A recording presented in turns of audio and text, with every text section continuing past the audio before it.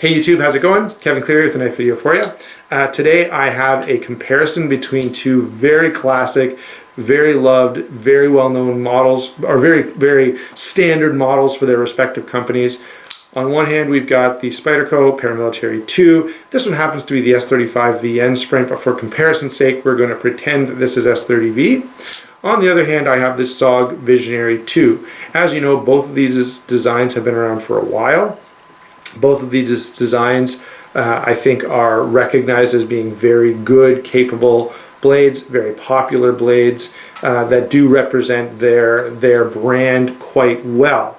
All right. The other thing is, philosophy on these is very similar. Okay, both of these are designed to be primarily EDC blades that do have the versatility to flex into other roles like a hard use or even combat, defensive, tactical, whatever role.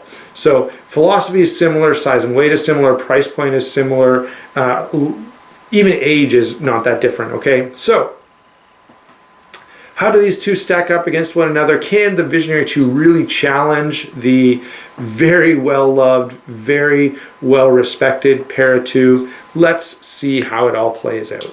Size and weight on these. The Visionary 2 is what we're going to start with. 8 3/8 inches overall, 3 5/8 inches on the blade, 4 5/8 on the handle. Weight on this is 4.2 ounces. So you're getting over 3 inches of, or over 3.5 inches of blade for 4.2 ounces in a fairly compact package.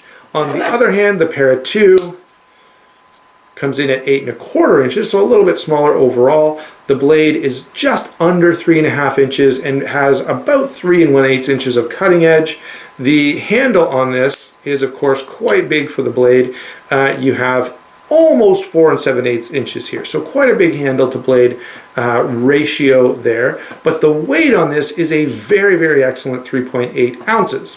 So this one's going to take up more space in your pocket even though it weighs less. This one's going to weigh a teeny bit more. 0.4 ounces is not a lot, although when you hold them side by side it's more noticeable.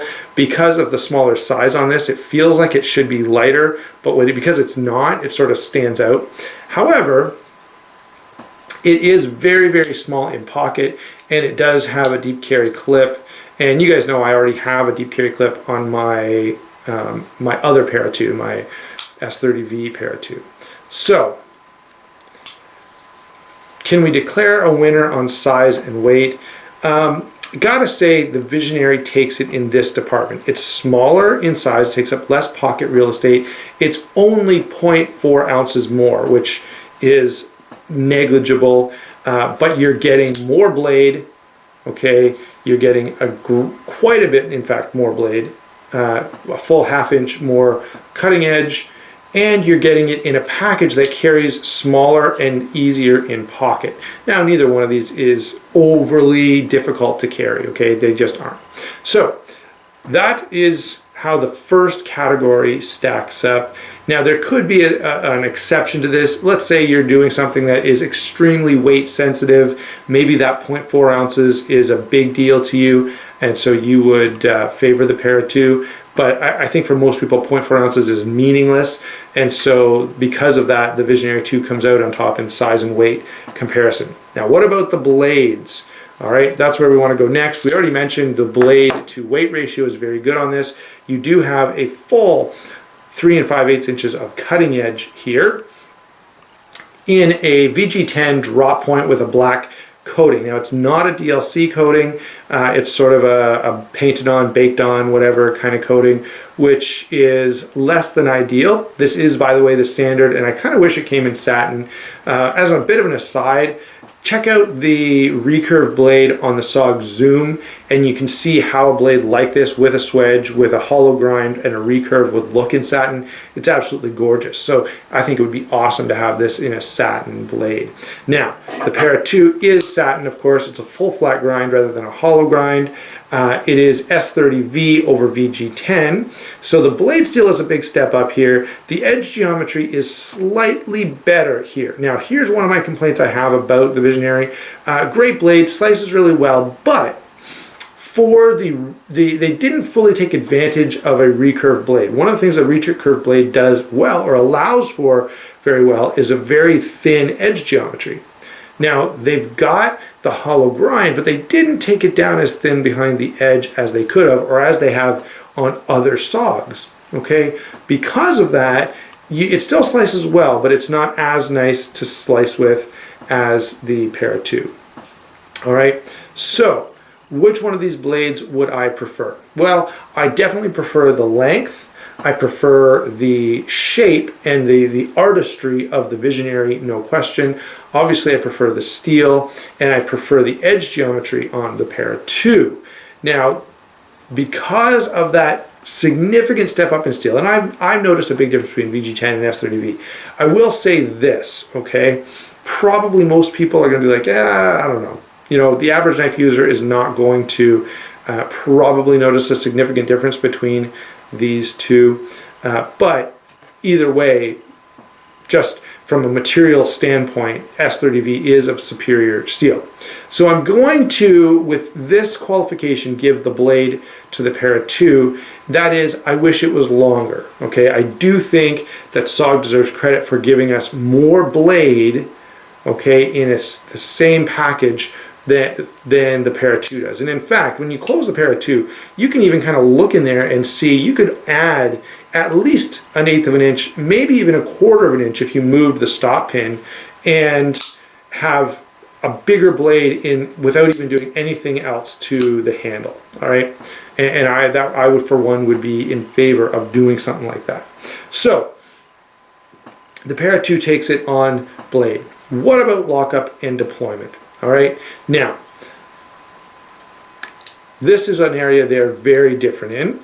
All right, the Visionary 2 has SOG's arc lock, which is sort of it's a piston style lock. It's like the Manix 2 ball bearing lock, or the Benchmade Axis lock, or a number of others. I think I can't think of the name. Gerber, sorry, calls theirs a wedge lock. So there are a lot of locks along these lines. There's very little along these lines, and this is a genius idea. Okay, so lockup and deployment, which one is superior? I will say that my Para 2s, and I've had about 4 or 5 Para 2s, they are very smooth. Now, I've only had a couple of arc locks, but they're not quite there. They're still good, but they're not quite as smooth as the Para 2s are. That said, they are fast, they are strong, they are fun to flip. You can easily do all the same stuff that you can do with your typical Benchmade. It's not quite as natural, because instead of pulling straight back the way you are with an Axis lock, you're pulling in an arc. So your thumb you kind of have to, when you feel it, especially if you're used to a Benchmade, you're kind of saying something doesn't feel exactly right, and it's because you're not pulling straight back. Okay, so both of these locks are more than functional, more than strong enough to do anything that you would need to do with a folding knife. All right, if you need more strength than these provide, you should probably be using a fixed blade. That said, the compression lock is a real work of genius. Okay, so there's definitely sort of an engineering aspect to this, where I think the compression lock is better. And it's better because it's more original. Okay, essentially the arc lock is just a copy of the Axis lock. It's just, how can we do it some other way that doesn't infringe any copyright? Okay, it is a good lock. It is a fun lock. It's fairly good, fairly smooth, but not quite as smooth as the Para. If you have some SOGs with arc locks, you probably know what I mean by that. It's just the way that the lock actuates that isn't quite as fast and smooth as the compression lock is. Okay, and you can see, I think, the difference just as I deploy both of those two different knives. So I've got to say, in this category, I'm going to give it to the Para 2. Probably that's partially because I'm impressed by the compression lock. I'm impressed by the engineering of it. I'm impressed by the ingenuity of it. or Ingenuity, sorry.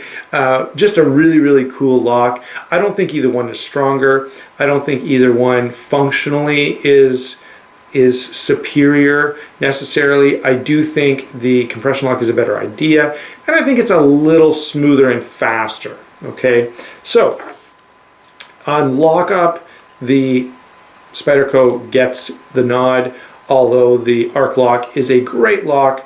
Really, the only reason it loses marks is it's not quite as smooth and fast, and it's just a copy. Okay, it's not quite as impressive as, you know, the Axis lock itself. That's impressive because it was invented. You know, someone had a brilliant idea. There are a number of copies of that brilliant idea, and they don't, you know what I mean, they don't impress me as much. So that's lockup and deployment, both reliable, both functional. The Para 2 I think is a little more interesting, and definitely and I think this is more of a function of fit and finish. My Para 2s tend to be more smooth. They feel nicer in hand. I will give this one detraction to the Para 2. There are lots of people you can find, and I've had it a little bit with a couple of my Paras. There can be a little bit of lock stick. I got some there. All right, so can be prone to a little bit of lock stick, although it's not terrible. So lockup and deployment, Para 2 gets it for the reasons I've already mentioned. What about the handle?